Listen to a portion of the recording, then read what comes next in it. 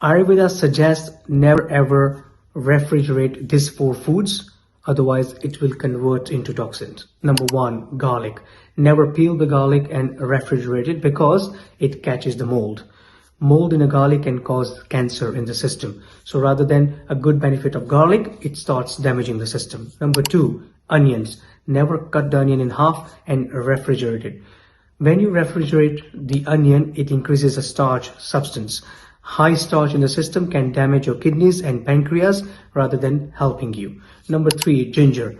When you peel the ginger and put it in the refrigerator, it catches the mold again. Now, high mold in ginger can cause severe kidney problems. And number four is rice. People think cooked rice keep in the fridge can help in blood sugar and cholesterol levels. That's wrong. Never ever do that. Cooked rice can catch the mold very quickly. Starch level goes very high, starts damaging your gut, pancreas, and your kidneys. Follow me for more tips.